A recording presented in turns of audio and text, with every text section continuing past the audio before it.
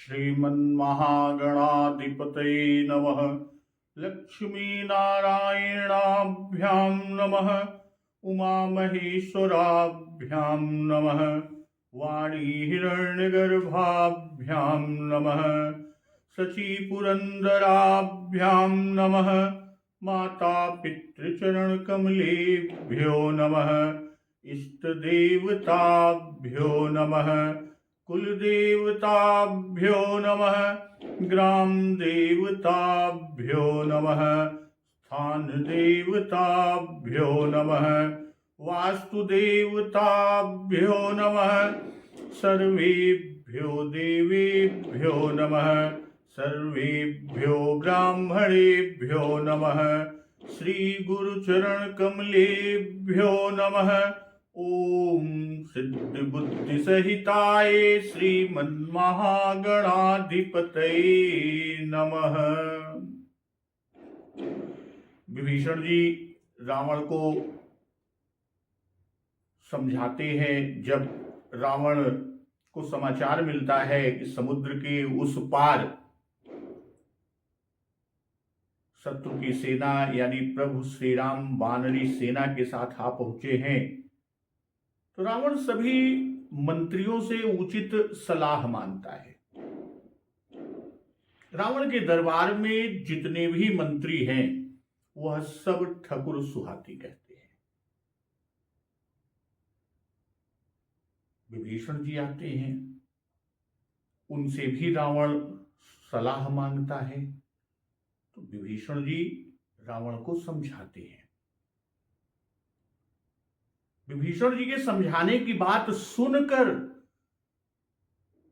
रावण का नाना, जो कि सचिव भी है, कि माल्यवंत यति सचिव सयाना, तो माल्यवान जी को कि तासु बचन सुनि अति सुख माना। विभीषण जी के वचन सुनकर माल्यवांत जी ने बहुत सुख माना। माल्यवांत जी ने कहा, माल्यवान जी ने क्या कहा कि तात अनुज तव नीति विभूषण, सो उर धरहु जो कहत विभीषण। हे तात, आपके छोटे भाई नीति विभूषण यानी नीति को भूषण रूप में धारण करने वाले हैं, अर्थात नीतिमान हैं। अब विभीषण जी जो कुछ कह रहे हैं उसे हृदय में धारण कर लीजिए।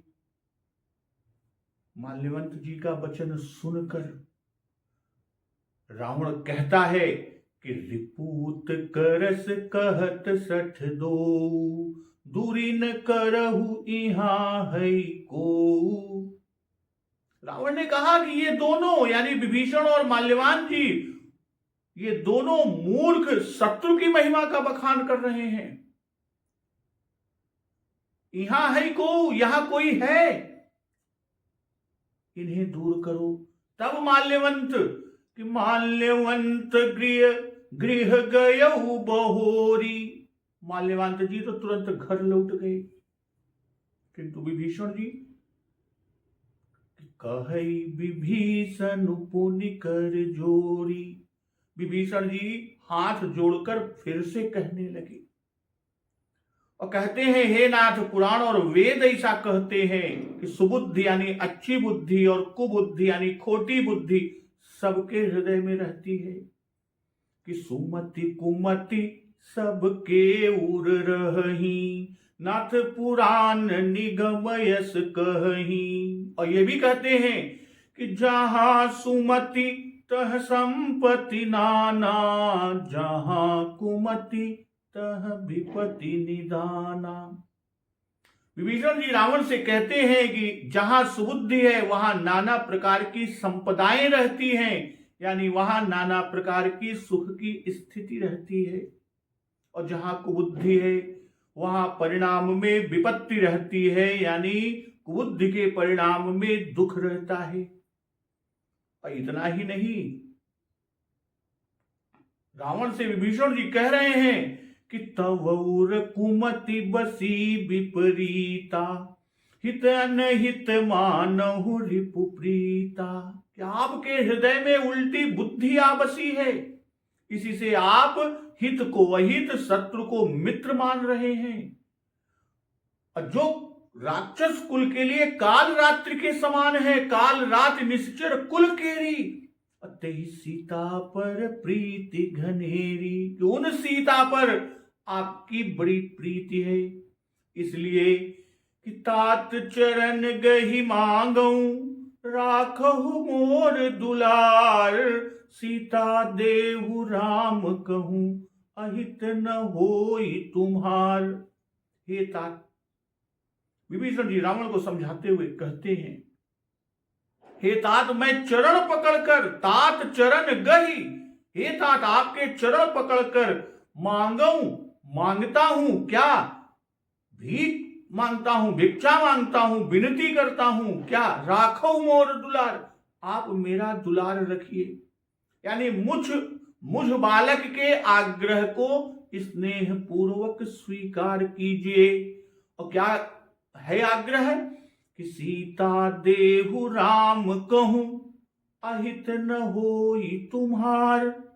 श्री राम जी को सीता जी दे दीजिए जिसमें आपका अहित न हो। तो आज का प्रसंग इसी के आगे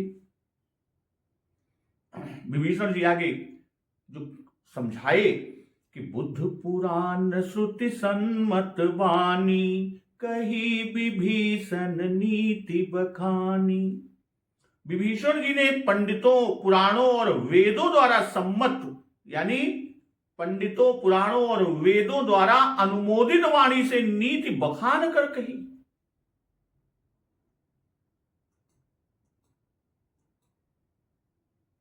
तो यहां विभीषण जी रावण को समझा रहे हैं, बुद्ध पुराण श्रुत सम्मत वाणी। पहले भी कहा था कि नाथ पुराण निगम अस कहीं, भाई बृहस्पति, शुक्र, याज्ञवल्क्य आदि की नीति से मिली हुई वाणी। पहले जब वचन विभीषण जी कहे थे तब माल्यवान जी ने विभीषण की प्रशंसा की थी। अब यहां कोई प्रशंसा करने वाला नहीं, विभीषण जी की बात सुनने वाला, यानी बात को सुनकर प्रशंसा करने वाला कोई नहीं। क्यों? क्योंकि माल्यवंत गृह गयो बहोरी, वो तो लौट गए।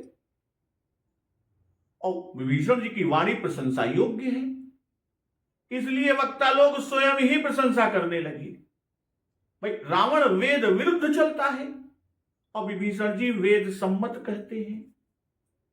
इसी से रावण को नीति अच्छी न लगी। जैसा आगे रावण के वचन से स्पष्ट है कि मम पुर बसी तप सिंह पर प्रीति, सठ मिलु जाई तिन्हि कहु नीति। भाई वेद पुराण कथन से रावण क्रुद्ध होता है।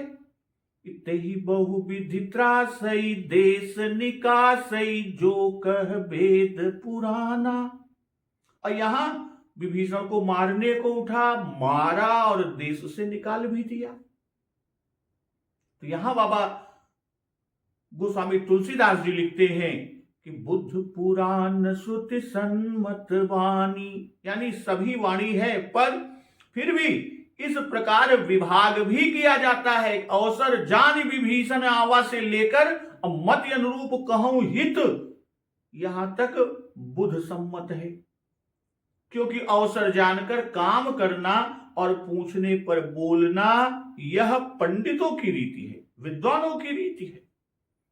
और जो आपन चाहे कल्याणा, वहां से लेकर अब भजहु भजहि जेहि संत, यहां तक पुराण सम्मत है। क्यों?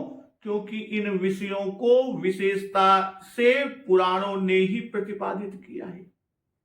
तात राम नहीं नर भूपाला से, असोई प्रभु प्रकट समुझ जिय रावण, यहां तक श्रुति सम्मत है। क्यों? क्योंकि परमात्मा के प्रतिपादन में श्रुति ही प्रधान है। और सुमति कुमति सबके उर रही, और यहां से सीता देहु राम कह तक बुद्ध पुराण श्रुति तीनों की सम्मत वाणी एकत्र ही दिखा दिया पूज्यपाद बाबा गोस्वामी तुलसीदास जी ने। तो यहां वाणी का संबंध बुद्ध पुराण श्रुति और नीति चारों पदों के साथ है। महर्षि वाल्मीकि जी भी लिखते हैं कि विभीषण जी इस प्रकार से शुभदायक हितकारी वचन कहकर चुप हो रहे। ये वचन न्याय युक्त महाअर्थ समन्वित हेतु गर्भ वर्तमान व भविष्य काल में शुभकारी। अब विभीषण की बात सुनकर कि सुनत दसानन उठा रिसाई, खल तो ही निकट मृत्यु अब आई। विभीषण जी की वाणी सुनते ही रावण क्रुद्ध हो उठा और रावण बोलता है, अरे दुष्ट, अब मृत्यु तेरे निकट आ गई है। अजियस सदा सठ मोर जियावा, रिपु कर पक्ष मूढ़ तो ही भावा। अरे सठ, तू सदा से मेरे जिलाए जीता रहा, अर्थात मेरे ही कारण तेरा जीवन वहन हो रहा है। मैंने ही बचपन से तुझे पाला और पोसा, पर अरे मूढ़, तुझे शत्रु का ही पक्ष भाता है। रिपु कर पक्ष मूढ़ तो ही भावा, अर्थात तू नमक हराम ही बना रहा। तो सुनत दसानन उठा रिसाई, दसानन उठा रिसाई हनुमान नाटक में रावण का वचन है कि मैं 10 मुख वाला हूं, इससे मैं सीता को न दूंगा। अर्थात 10 मुख वाला होकर एक मुख वाले को सीता कैसे दे सकते हैं। श्री राम। यही भाव यहां पूज्यपाद बाबा गोस्वामी तुलसीदास जी ने कि दसानन उठा रिसाई का है, और ऐसा कहकर रावण ने लात मारा। तो सुनत दसानन उठा रिसाई, खल तो ही निकट मृत्यु अब आई। भाई, जब रावण ने आज्ञा दी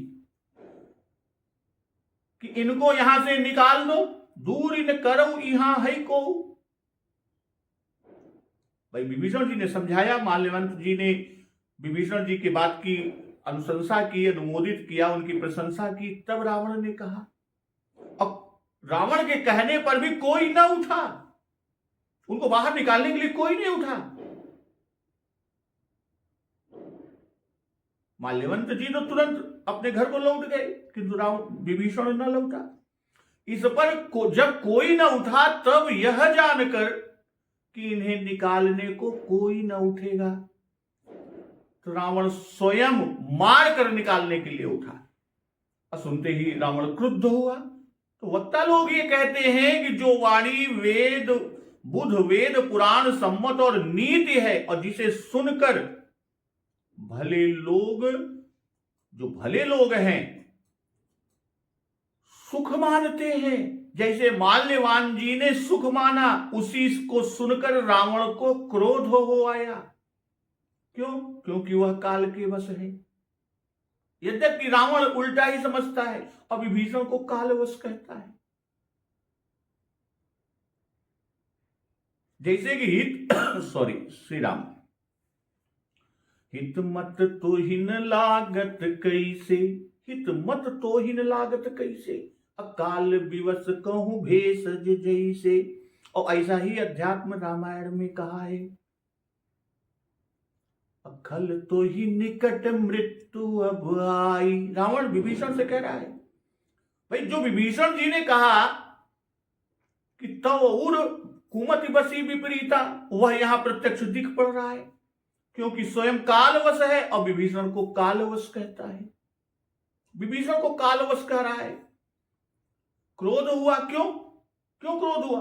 क्योंकि यह रावण का स्वभाव है कि जो कोई भी सीता के देने की बात कहता है, उसी पर रावण क्रोध करता और उसी को मारता या मारने को कहता है।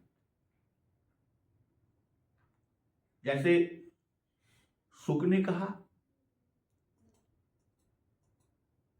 कि कह सुखनाथ सत्य सब बानी, समुझहु छाली प्रकृति अभिमानी, सुनहु बचन मम परिहरि क्रोधा, नाथ राम सन तजहु विरोधा। जो दूत उसने कहा रावण से कि हे नाथ, अभिमानी स्वभाव को छोड़कर इस पत्र में लिखी सब बातों को सत्य समझिए, क्रोध छोड़कर मेरा वचन सुनिए। हे नाथ, श्री राम जी से वैर को त्याग दीजिए। तो अति कोमल रघुबीर सुभाऊ, यद्यपि अखिल लोक कर राऊ। मिलत कृपा तुम पर प्रभु करिहि, उर अपराध नये को धरिहि। सुख ने कहा कि यद्यपि श्री रघुवीर समस्त लोकों के स्वामी हैं, पर उनका स्वभाव अत्यंत ही कोमल है। मिलते ही प्रभु आप पर कृपा करेंगे और आपका एक भी अपराध प्रभु हृदय में नहीं रखेंगे। इसलिए कि जनक सुता रघुनाथ ही दीजे, इतना कहा मोर प्रभु कीजे। सुख कहते हैं कि जानकी जी श्री रघुनाथ जी को दे दीजिए। हे प्रभु, हे नाथ, इतना कहना मेरा कीजिए। जैसे ही सुख यानी उस दूत ने जानकी जी को देने के लिए कहा कि जब ते ही कहा देन भय देही, जैसे ही कहा चरण प्रहार कीन्ह सठ तेहि, तब दुष्ट रावण ने सुख को लात मारा था। उसी तरह माल्यवांत जी लंका कांड में ये उल्लेख मिलता है। माल्यवांत जी कि परिहरि बयरु देहु भय देहि, भजहु कृपा निधि परम स्नेही। ताके बचन बान सम लागे, करिया मुह कर जाहि भागे। माल्यवान जी ने समझाया रावण को कि बैर छोड़कर श्री राम जी को जानकी जी दे दो और कृपा निधान परम स्नेही श्री राम जी का भजन करो कि भजहु कृपा निधि परम स्नेही। इतना ही नहीं, माल्यवंत जी के वचन कैसे लगे? रावण को माल्यवान जी के वचन बाण के समान लगे कि ताके वचन बाण सम लागे, करिया मुंह कर जाहि भागे। तो रावण गुस्से में कहता है, क्रोध में, अरे भागे, मुंह काला करके यहां से निकल जा। और कहता है कि बूढ़ भय से नत मरते तो ही, तू बूढ़ा हो गया है, नहीं तो तुझे मार ही डालता।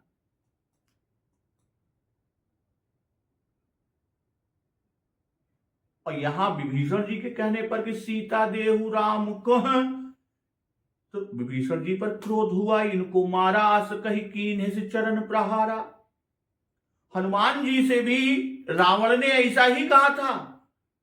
जब हनुमान जी महाराज रावण को समझाने के लिए कहे थे कि मृत्यु निकट आई खल तो ही, जैसा विभीषण जी से कि खल तो ही निकट मृत्यु अब आई, तो दोनों में खल मृत्यु निकट आई तो ही यानी तो ही शब्द है, और दोनों के लिए एक से शब्दों का प्रयोग हुआ। हनुमान जी के लिए जब हनुमान जी रावण को समझा रहे थे, और यहां विभीषण जी रावण को समझा रहे हैं। क्यों एक ही शब्द जैसे शब्दों का प्रयोग हुआ?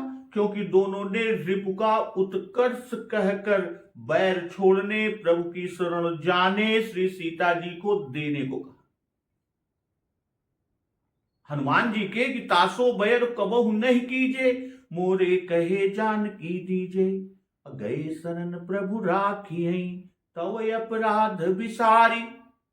लंका अचल राज तुम करो, इनकी जोड़ में ही विभीषण जी के जो कथन है कि ताहि बयरु तजिनाई माथा, और कहते हैं राखो मोर दुलार।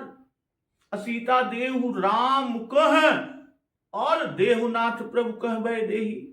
शरण गए प्रभु ताहु न त्यागा, विश्वद्रोह कृत अघजे ही लागा, आदि वाक्य। तो अब यहां अब का भाव जो कह रहे हैं, अब की बात कर रहे हैं, अब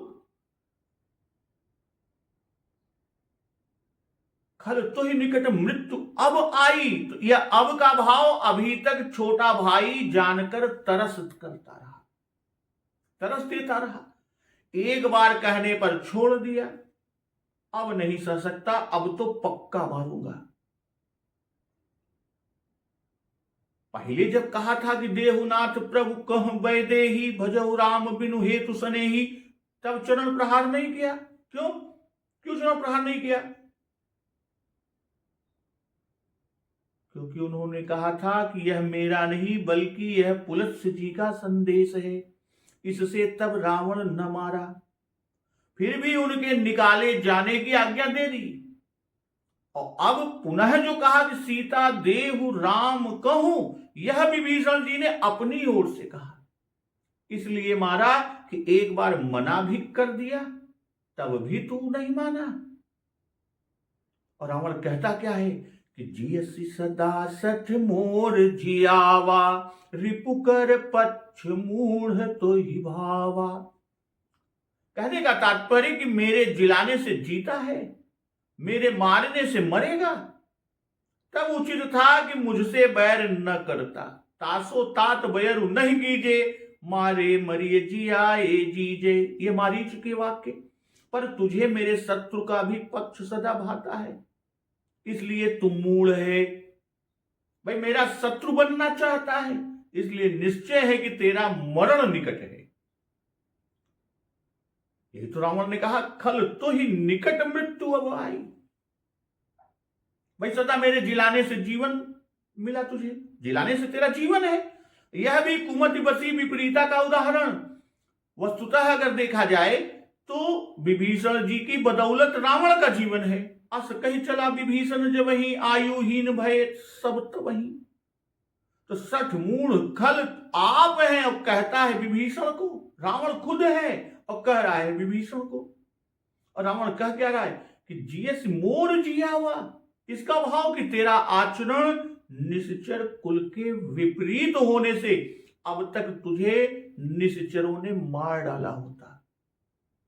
मेरे डर से कोई तुझे कुछ न कहा, तुझसे न बोला, कोई तुझसे न बोला। तो मूल का भाव कि इतने पर भी तू शत्रु का पक्ष ग्रहण किए है। कर्तव्य विचार शून्य हो, कर्तव्य विचार शून्य होने से तू मूढ़ है। वाल्मीकि रामायण में रावण ने जो कहा है, वाल्मीकि रामायण में रावण ने जो कहा है कि जाति वालों और उनमें विशेषकर प्रधान पंचगण विद्वान धार्मिक और वीर पुरुषों का निरादर करते और उनको परास्त करने के लिए सदा ही छिद्र ढूंढा करते हैं, और विपत्ति आने पर वे हर्षित होते हैं। ऐसे स्वार्थपरायण लोगों से अत्यंत भय रहता है। हमने जो अतुलनीय ऐश्वर्य प्राप्त किया है उससे त्रिलोकी हमारा आदर करता है, किंतु हमारा यह सौभाग्य ही तुम्हारे असंतोष का कारण बना हुआ है। दुर्जन से मित्रता निष्फल जाती है। वह अपना कार्य सिद्ध कर लेने पर स्वयं ही पहले वाले स्नेह को भूलकर मित्रता का नाश करता है। वैसा ही तू है। रावण विभीषण से तेरे जीवन को धिक्कार है। तू हमारा सगा भाई होने के कारण अब तक जीता है। वाल्मीकि रामायण में उल्लेख है।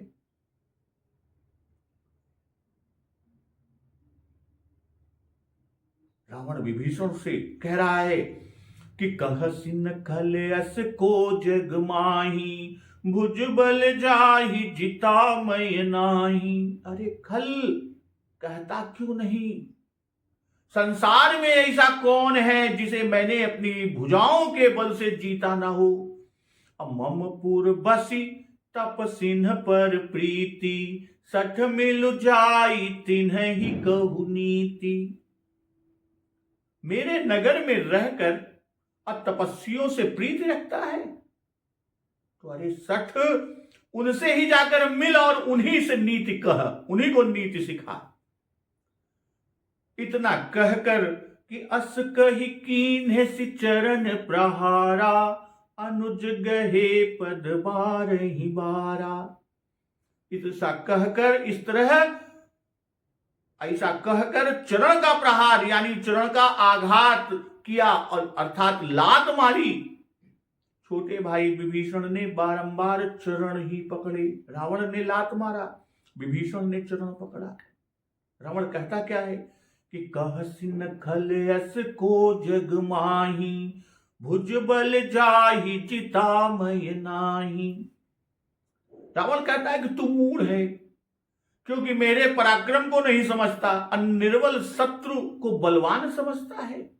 कहसिन का भाव यहां पर इस शत्रु का बल कहता है, और मेरा बल क्यों नहीं कहता? इसलिए तू खल है। नहीं तो क्यों न कहता कि मैं किसे नहीं जीता, ब्रह्म सृष्ट जह लगी तनुधारी, 10 मुख बसवर 3 नर नारी। और ये भी कहता है भुज बल।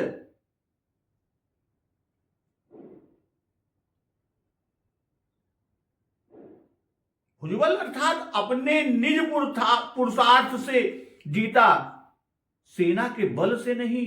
कि वरुण कुबेर पवन जम काला, भुजबल चित्त्यु सकल दिग्पाला। और इतना ही नहीं, आगे भी कहता है कि ममपुर बसि तप सिंह पर प्रीति, 60 मिलु जाई तिन्हि कहु नीति। कि तू छलिया है। रावण विभीषण से कह रहा है कि तू छलिया है, मेरे राज्य में सुख करता है, मौज उड़ाता है, और प्रीति तपस्वियों से करता है। जहां कुछ सुख नहीं तो तू अवश्य आगे छल करेगा। तू सठ है, राज्य सुख भोग करने के योग्य नहीं है। राज्य सुख भोग करने के योग्य तू नहीं है, इसलिए तू तपस्वियों से जाकर मिल। वे नीति नहीं जानते, उन्हें जाकर नीति सिखाओ। हम तो सब नीति जानते हैं। कहीं विभीषण नीति बखानी, इसी की जोड़ में रावण का वचन है कि 60 मिल जाई तिन्हि कहु नीति। भाई सारी लंका जली पर विभीषण का घर न जला।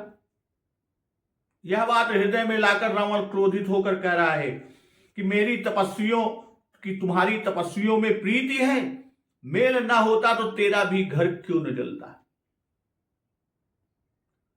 तो ममपुर बसि तप सिंह पर प्रीति, 60 मिलु जाई तिन्हि कहु नीति। अस कहि कीन्हे सि चरण प्रहारा, अनुज गहे पद बारहि बारा। रावण विभीषण से कहता है कि तू राजद्रोही है, बसता है मेरे पुर में, मेरे नगर में, मेरे राज्य में, और प्रीति तेरी तपस्वियों पर है। राखो मोर दुलार कहकर और उन्हीं की हित चाह रहा है। मेरे पुर में जो बसे उसे तपस्वियों से बैर रखना चाहिए। निश्चर निकर सकल मुनि खाए। जिसे तपस्वियों से प्रेम करना है वह मेरा पुर छोड़ दे, मेरा नगर मेरे राज्य से बाहर हो जाए। यहां तो जिन तपस्वियों पर तेरा प्रेम है उनसे मेरी विशेष रूप से शत्रुता है। शत्रुवर्गी का पुर में रहना ठीक नहीं है, इसलिए निकल जा मेरे पुर से। रावण विभीषण से कह रहा है। यदि कहो कि मैं तो नीति कह रहा हूं, तो रावण कहते हैं कि तुझे मेरी नीति की आवश्यकता नहीं। रावण कह रहा है कि मुझे तेरी नीति की आवश्यकता नहीं, तेरी ही नीति से मेरी लंका जली, इसलिए तू यहां से भाग जल्दी और अपने प्रेमी तपस्वियों से जाकर मिल। उन्हीं को अपनी सत्यानाशी नीति को बतला, जिससे उनका सत्यानाश हो जाए। रावण ने देखा कि विभीषण जाता ही नहीं और इसे निकालने का साहस किसी और को है नहीं।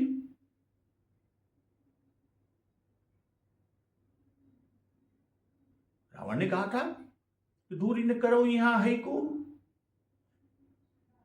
और इनको निकालने का साहस दूसरे को नहीं, इसलिए मैं स्वयं मारूंगा, बिना लात खाए यह न जाएगा। इसलिए लात मारकर निकाला। अस कही कीन्हे सि चरण प्रहारा।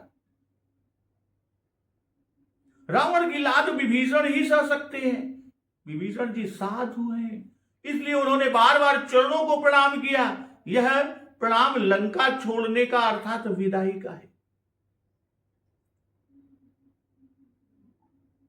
रावण के कहने का भाव यह है कि तू मेरे पुर में बसता है, मेरी प्रजा है, जैसे सब प्रजा वैसे तुम, अब प्रजा को राजा के अनुसार चलना चाहिए। हमारी सब प्रजा तपस्वियों को खाने वाली है कि निश्चर निकर सकल मुनि खाए, पर तेरा विचार ही स्वतंत्र है। तो तपस्वियों में प्रेम करता है, अपने को कुछ समझता है, अब मंत्री साथ लेकर राजा का स्वांग बनाए फिरता है। निकल जा मेरे नगर से, तेरी नीति से मुझ में नाको दम है, तेरी नीति ने ही मेरी लंका जलाई। तू जा यहां से और उन तपस्वियों से मिल, उन्हें नीति का उपदेश कर, वे ही तुम्हारी नीति सुनेंगे। विभीषण नहीं गए, तब लात मारी कि यह निकल यहां से, किंतु छोटे भाई के नाते विभीषण जी पैर ही पकड़ते रहे कि तुम भले मुझे लात मार लो, पर राम को भजो, इसी से तुम्हारा कल्याण है। मैं अपने रहते तुम्हारा अमंगल नहीं होने दूंगा। रावण ने कहा, क्या तिन्हीं कहु नीति, कि एक बार तूने जो नीति कहकर कि नीति विरोध न मारिए दूता, लंका भस्म करवा दिया, अब फिर नीति सिखाने आया है। यह तेरा कहा हुआ धर्म उन्हीं का है, मेरा नहीं। आत्म दुजान देव जयो निहन्मः, कुर्मः पुरम प्रेत नराधिवासम। रावण ने कहा, सठ मिल जाए, नीति उनकी और मेल मुझसे, यही उभय विरोध तेरी सठता है। वंदन पाठक जी लिखते हैं कि उनको जाकर यह नीति सिखाओ, वे नीति नहीं जानते और इसीलिए एक स्त्री के कहने पर राज्य छोड़कर भागे। रावण विभीषण से कह रहा है, मैं नीति जानता हूं, नहीं तो इतने दिन यानी 72 चौकड़ी राज कैसे करता। वे वैष्णव, दोनों तपस्वी वैष्णव और तू भी वैष्णव, इसलिए स्वपक्ष में जाकर मिल, अपने ही पक्ष में जाकर मिल। यहां विभीषण जी को शारदा सहाय हुई, जैसे हनुमान जी को हुई थी, भई सहाय शारद में जाना। इसी से रावण से ऐसा कहला दिया। तो हस कही कीन्हे सि चरण प्रहारा, अनुज गहे पद बार ही बारा। रावण ने वचन से कठोर कहा, तन से मारा, मन से त्याग किया। और विभीषण जी ने बड़ा भाई समझकर रावण के चरण ही पकड़े। भाई जैसा बड़ा भाई जानकर अब भी लोग प्रणाम करते हैं। आदि से आदि और अंत में प्रणाम कहकर पूज्यपाद बाबा गोस्वामी तुलसीदास जी यह दिखला रहे हैं कि आदि से अंत तक अब विभीषण जी ने अपनी साधुता निभाई। और चरण प्रहार जो किया, चरण प्रहार का भाव कि तू शत्रु के उपकार के लिए बार बार मेरा चरण पकड़ता है, इससे तू तुझे चरण प्रहार की ही सजा देनी चाहिए। अनुज गहे पद बार ही बारा का दूसरा भाव कि इन्हीं चरणों की कृपा से श्री राम जी की प्राप्ति हुई, कुसंग छूटा। रावण ने जो लात मारी वह तन पर नहीं, रावण ने विभीषण जी के हृदय पर लात मारी। ऊपर से देखने में तो विभीषण जी सरीखे संत का अपमान हुआ, पर व्यवहार में जो घटना आज वर्तमान काल में अनिष्ट, दुखदायक, अपमानकारक सी दिख पड़ती है, वही भविष्य में परम इष्ट, परम सुखदायक और परम स्पृहणीय सिद्ध होती है कि दुख सो सुख मान सुखी चरिए। तो रावण के इस प्रसंग के वाक्यों से कवि सम्राट पूज्यपाद बाबा गोस्वामी तुलसीदास जी ने विभीषण जी को पूर्ण निर्दोष बना दिया। भाई रावण बड़ा भाई है और ज्येष्ठो भ्राता पितुः समः, इसलिए भाई के आज्ञानुसार सठ मिल जाए तिन्हीं कहु नीति, लंका का त्याग करना आवश्यक था। अब कठोपनिषद में नचिकेता के पिताजी ने जब नचिकेता से कहा मैंने तुझको यमराज को दे दिया, तब बालक नचिकेता पिता की आज्ञा का पालन करने के लिए यमराज के पास चले गए। और यहां विभीषण जी के वाक्यों में राज्य लोभ की गंध भी नहीं मिलती। यदि विभीषण जी को राज्य का लोभ होता तो वे भाई से प्रत्यक्ष विरोध न करके यहां का सब भेद शत्रु यानी प्रभु श्री राम को दे देकर अपना स्वार्थ पूरा कर सकते थे। भाई विभीषण जी का लंका त्याग मानस के ठौर ठौर के जो वाक्यों के समन्वय हैं उनसे ही स्पष्ट हो जाता है कि विभीषण जी ने राजद्रोह या भ्रातृद्रोह नहीं किया और न उनको राज्य की लालसा ही थी। विभीषण पर विश्वासघात का आरोप मंदोदरी, रावण, कुंभकर्ण आदि किसी ने भी नहीं किया। रे कुभाग्य सठ मंद कुबुद्धे, तय सुर नर मुनि नाग विरुद्धे।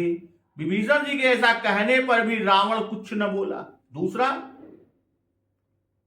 कि जब प्रहस्त ने रावण से कहा कि सीता दे करहु पुण्य प्रीति नारी पाई फिर जाहि जो, तब भी रावण ने विभीषण पर बंधुद्रोह अथवा विश्वासघात का अपराध न लगाया। उधर रावण ने सुख से विभीषण के संबंध में जो प्रश्न किया, भाई विभीषण जी जब प्रभु श्री राम जी के पास गए, सुख और सारन को रावण ने इन गुप्तचरों को भेजा कि पुण्य कहु खबरी विभीषण केरी, जाहि मृत्यु आई अति नेरी, करत राज लंका सठ त्यागी, हुई है जो कर कीट अभागी। तो यहां पर भी विभीषण को कोई कलंक न लगाया, सिर्फ अभागी ही कहा।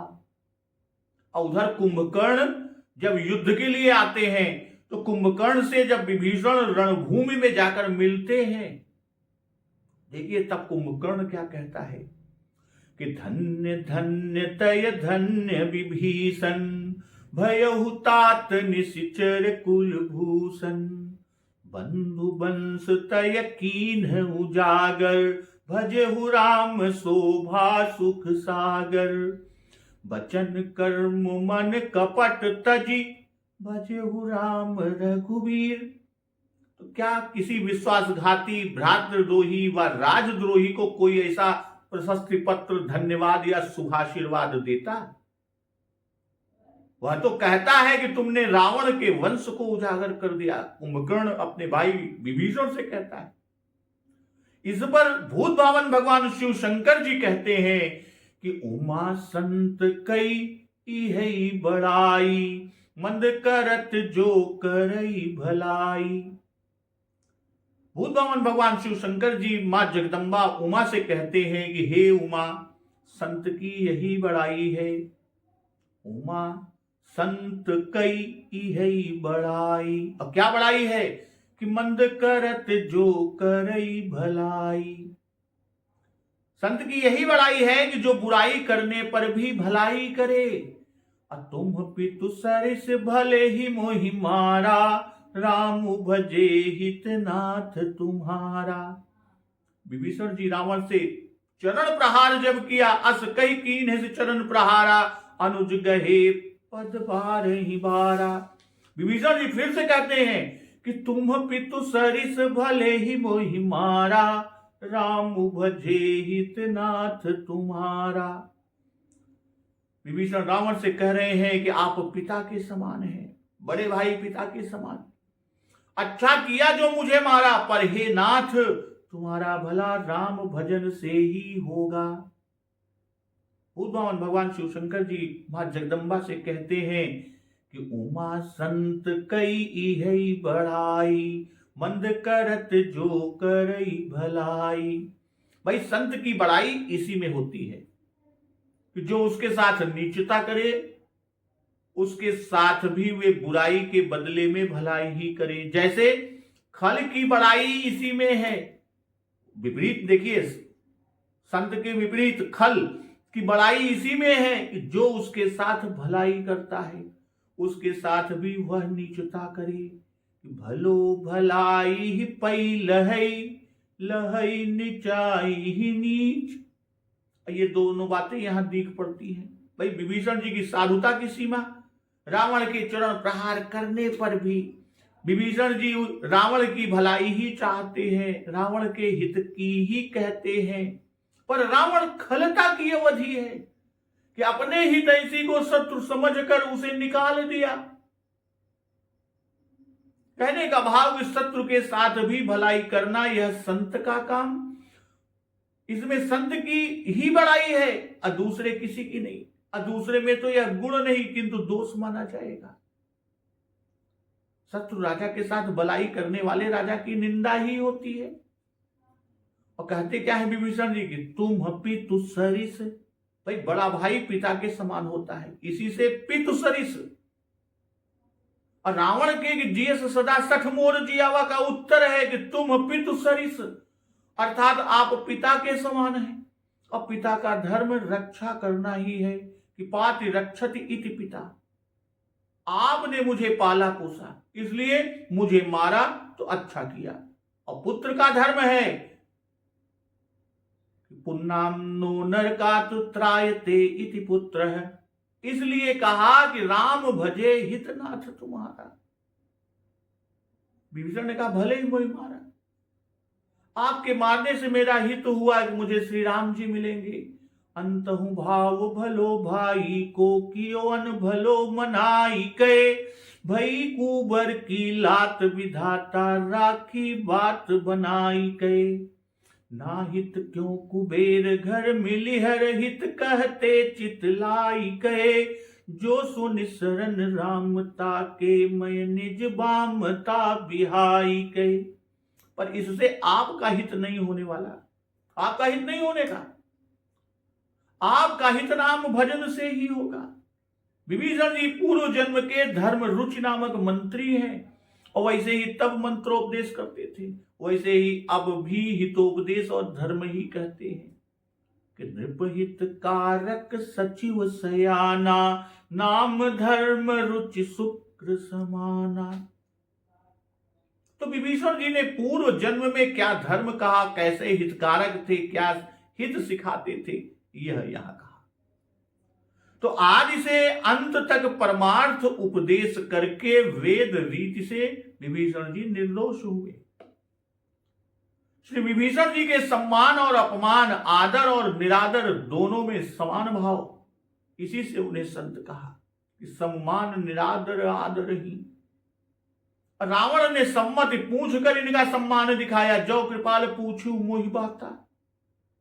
और चरण प्रहार करके तिरस्कार किया, तो इन्होंने दोनों अवस्थाओं में ही रावण के हित की बात कही। और जब चरण प्रहार किया, देश से निकाल दिया, तो सचिव संग लई नभ पथ गयौ, सब ही सुनाई कहत यस भयौ। यह कहकर विभीषण जी मंत्रियों को साथ लेकर आकाश मार्ग में गए और सबको सुनाकर कहने लगे, क्या कहे कि राम सत्य संकल्प प्रभु सभा काल बस तोरी, मैं रघुबीर शरण अब जाऊं देहु जनि खोरी। श्री राम जी सत्य प्रतिज्ञ हैं, प्रभु श्री राम जी समर्थ हैं और तेरी सभा काल के वश है। मैं अब रघुवीर की शरण जा रहा हूं, जाता हूं, मुझे दोष न देना। तो सचिव संग लई नभ पथ गयौ, सब ही सुनाई कहत यस भयौ। सचिव संग चारों मंत्रियों के साथ, चारों मंत्रियों कौन हैं? ये चारों मंत्रियों के नाम अनल, पनस, संपाति और प्रमति। अनलः पनश्चैव पनसश्चैव संपाति प्रमितस्तथा, वाल्मीकि रामायण में।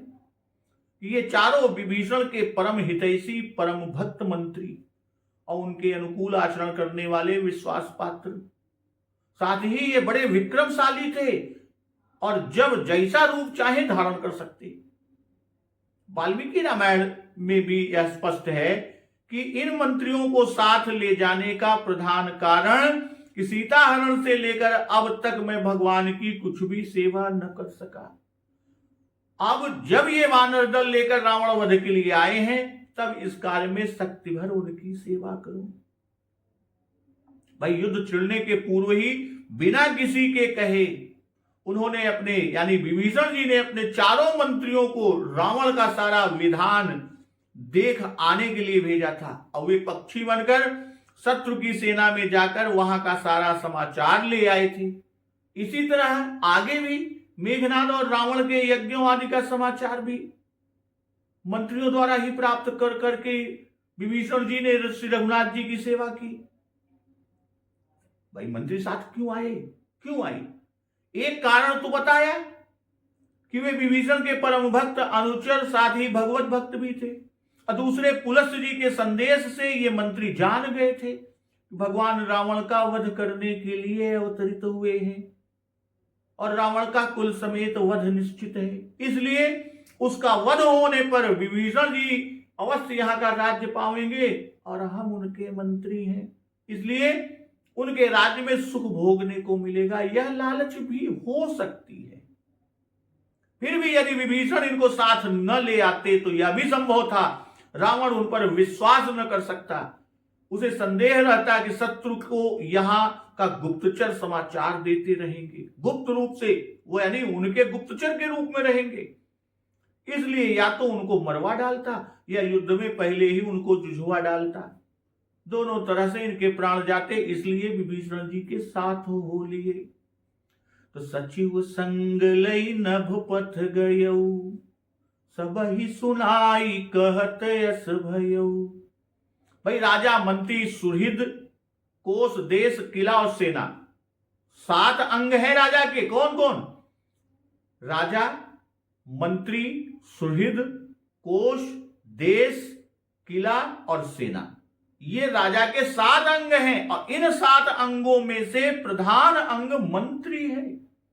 यदि यह बना रहे तो बिगड़ा हुआ सब बन जाता है। तह रह सचिव सहित सुग्रीवा, सुग्रीव भी अपने सचिव हनुमान जी के साथ रहते थे। इस कारण उसने पावा राजकोष पुर नारी। सुग्रीव ने सब कुछ पाया। अब विभीषण जी के साथ 4 मंत्री हैं और वो लोग गए कैसे? नभ पथ गए। भाई देवता और राक्षस प्रायः आकाश मार्ग से चला करते हैं और समुद्र पार जाने में आकाश मार्ग ही इनको सुगम होगा। यह सभा भारी है, इससे सबको सुनाने के लिए नभ पर गए और ऊंचे पर से सबको सुनाई पड़ेगा। या रावण ने जो कहा था कि मम पुर बस तपसिन पर प्रीति, उसी से नभ में गए कि अब हम लंका पुरवासी नहीं हैं, हम राजा हैं और यह पुरी हमारी होगी, तभी इस पर पैर रखेंगे। यह भाव परिलक्षित होता है। बाबा जी ने जो लिखा कि उर कछु प्रथम वासना रही। बाबा जयराम दास जी लिखते हैं कि श्री विभीषण जी को मम पुर बस तपसिन पर प्रीति ये वचन सहन न हो सके, क्योंकि भक्त को अपना अपमान सहन हो सकता है, पर अपने इष्ट के प्रति कहे हुए अपमान के वचन उनके मर्म को भेद डालते हैं। ममपुर से उसने अपने सम्राट और विभीषण को अपने राज्य में बसने वाली साधारण प्रजा को दर्शाया और तपसिन शब्द से श्री राम जी और लक्ष्मण जी को गृह आदि से हीन अनिकेत बतलाकर यह दर्शाया कि तू भी बिना घर द्वार का बन जा। इसलिए विभीषण जी के अंतःकरण में यह स्फुरणा हुई कि देखें कि अब वास्तव में किसका ठहरता है। जिस प्रभु का समस्त जगत, उसे गृहहीन बताना और अपने को राजा मानना। यदि भगवान की विभूति सत्य है तो निश्चय है भगवान का दास इसका अधिकारी बनेगा। इसी वासना के अनुसार विभीषण जी सचिव संग लई नभ पथ गयऊ, अन्यथा भगवान की शरण जाने के समय सचिव को साथ लेने की क्या आवश्यकता थी। इसी अभिप्राय को आगे चलकर पूज्यपाद बाबा गोस्वामी जी ने उर कछु प्रथम वासना रही से व्यक्त भी कर दिया। यद्यपि उर वासना का निराकरण भी श्री रघुनाथ जी की सन्निधि प्राप्त होते ही हो गया कि जदपि सखा तव इच्छा नहीं, इस वचन से भगवान ने विभीषण को स्वीकृत भी कर लिया। फिर भी भगवान ने मोर दरस अमोघ जग माही और अस कही राम तिलक ते ही सारा। तो इस तरह उस पुर को अपने दास का बनाकर ही छोड़ा और रावण के मम पुर को असिद्ध कर दिया। राम सत्य संकल्प प्रभु, सभा काल बस तोरी, मैं रघुबीर शरण अब जाऊं देहु जन खोरी। भाई प्रभु की प्रतिज्ञा सत्य है, इसी से तुझे उपदेश नहीं लगता। उपदेश लगता तो प्रभु की प्रतिज्ञा ही झूठी हो जाती। प्रभु का भाव कि जो प्रतिज्ञा की उसे सत्य कर दिखाने की सामर्थ्य भी उनमें है। यद्यपि वे तुझे मारने का संकल्प कर चुके हैं, फिर भी तू शरण में जाए तो वे अपना संकल्प छोड़कर भी तुझे स्वीकार कर ले। और सभा काल बस तोरी, कहने का भाव इसी कारण किसी को मेरी राय अच्छी नहीं लगती। हित मत तो ही न लागत कैसे, काल विवश कहूं भेषज जैसे, कि हमने काल से बचाने के बहुत से उपाय किए पर वे कुछ काम ना आए। कारण निश्चरहीन करऊं मही भुज उठाई पन कीन, ये प्रभु श्री राम जी की प्रतिज्ञा असत्य नहीं हो सकती। और श्री राम जी की प्रतिज्ञा केवल रावण वध की नहीं वरन निशाचर मात्र के वध की। इसी से सारी सभा को काल के वश कहा। और सभा महाभारत में कहा है कि वह सभा सभा नहीं जिसमें वृद्ध ना हो। सभा क्या होती है यह महाभारत में उल्लेख, महाभारत में कहा है कि वह सभा सभा नहीं है जिसमें वृद्ध ना हो, और वे वृद्ध वृद्ध नहीं जो धर्म न कहे, और वह धर्म धर्म नहीं जहां सच्चाई नहीं, वह सच्चाई सच्चाई नहीं जिसमें छल हो। इसलिए सभा में प्रवेश के लिए धर्म शास्त्रों में बड़े कठिन नियम हैं।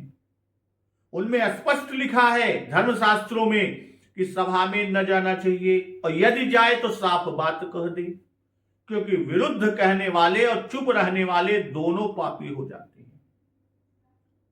जिस सभा में धर्म अधर्म से आक्रांत होता है वहां के सभासदों को ही मरा समझना चाहिए। रावण की सभा में इतना बड़ा अन्याय विभीषण जी के साथ हुआ और सभासद सब चुप बैठे रह गए, कोई न बोला। इसलिए विभीषण जी कहते हैं सभा काल बस तोरी। अध्यात्म रामायण में उल्लेख है कि ईश्वर सत्य संकल्प है, इसलिए वे अपनी प्रतिज्ञा को अन्यथा कैसे कर सकते हैं। इसलिए श्री राम अवश्य आपको पुत्र सेना वाहन आदि समेत मारेंगे, और मैं आपका तथा राक्षस वंश का संहार नहीं दे सकता, इसलिए मैं रघुनाथ जी के पास जाता हूं। प्रतिज्ञा तो है पृथ्वी को निश्चरहीन करने की, निशाचरहीन करने की, और निशाचर तो विभीषण जी भी हैं। उसी पर कहते हैं कि मैं रघुवीर शरण अब जाऊं देहु जन खोरी। इससे यह भी उपदेश है कि जो कोई भी प्रभु की शरण जाएगा वे ही उनकी प्रतिज्ञा से बचेंगे, वे शरणागत को नहीं मारते। प्रभु का व्रत है।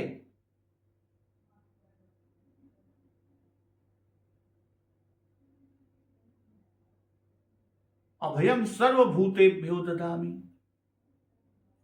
और रघुवीर शब्द से दर्शाया कि पंचवीरता युक्त है, शरण में जाने पर वे मुझ पर दया करेंगे, तुमसे मेरी रक्षा करेंगे, वे तुमसे अधिक विक्रम संपन्न है, धर्मात्मा है, बात के पक्के हैं, और ऐसे ही की शरण में जाना योग्य है। वीर महा अवराध ये जय साधे सिद्धि हुई। भाई लोक वेद दोनों से निर्दोष होकर प्रभु की शरण होना सर्वोपरि है। लोक वेद दोनों शुद्ध होने चाहिए। वेद मत यह है कि जहां तक बल बुद्धि चली वहां तक मृत्यु से बचाने का प्रयत्न किया। विभीषण ने रावण के हित के बहुत से उपाय किए, जैसे अपना कल्याण आदि चाहते हो तो जानकी को दे दो, यह न माना। तब फिर कहा मरने का भय दिखलाया। अंत में यह उपाय किया कि तेरी सभा कालवश है, सबको सुनाकर कहने का अभिप्राय सभा वाले अपना काल समझकर अपने बचने के लिए रावण को समझावेंगे, तब भी हमारा काम बनेगा। यह अंतिम उपाय करके विभीषण जी प्रभु के पास चले गए। मंदोदरी ने भी यही कहा था, उसे क्यों न मारा? विभीषण को तो मारा, मंदोदरी को नहीं मारा। उसका कारण कि उस रावण ने समझा कि यह भीर स्वभाव है, भयभीत होने से ऐसा कहती है, और विभीषण के कहने पर समझा कि यह मेरे राज्य का अभिलाषी है और शत्रु के पक्ष में है। फिर रावण महाकामी है, और यह एक तो उसकी प्रिया, दूसरे उससे भय नहीं, कि वह पति को छोड़कर शत्रु से जा मिलेगी। अब यहां शंका हो सकती है कि विभीषण जी समुद्र पार जाकर क्यों शरण हुए? प्रभु तो आते ही थे, यही शरणागति कर लेते तो क्या अनुचित था? तो उसका उत्तर है, अनुचित तो कुछ नहीं था, परंतु ऐसा करने से तृतीय शरणागति का स्वरूप नष्ट हो जाता, जैसा स्वरूप श्री महर्षि जी ने दिखाया है। परित्यक्ता मया लंका मित्राणि च धनानि च, यानी सबका त्याग तीसरी शरणागति प्रातिकूल्यस्य वर्जनम का स्वरूप है। अब विभीषण जी सब कुछ त्याग कर, यस कही चला विभीषण जबहि, आयुहीन भये सब तबहि, साधु अवज्ञा तुरत भवानी, कर कल्याण अखिल कई हानि। रावण जबहि विभीषण त्यागा, भयउ विभव बिनु तबहि अभागा। तो अब विभीषण जी रावण को त्याग कर, लंका को त्याग कर और प्रभु श्री राम जी की शरण जाते हैं। तो इस आगे के प्रसंग का श्रवण अमृत रसपान हम लोग अगले दिवस की कथा में रसपान करेंगे। तो एक बार जोर से बोलिए, सियावर रामचंद्र की जय, पवन सुत हनुमान की जय, जगत जननी मां जगदम्बा की जय, गुरुदेव भगवान की जय, उमापति महादेव की जय। जय श्री राम।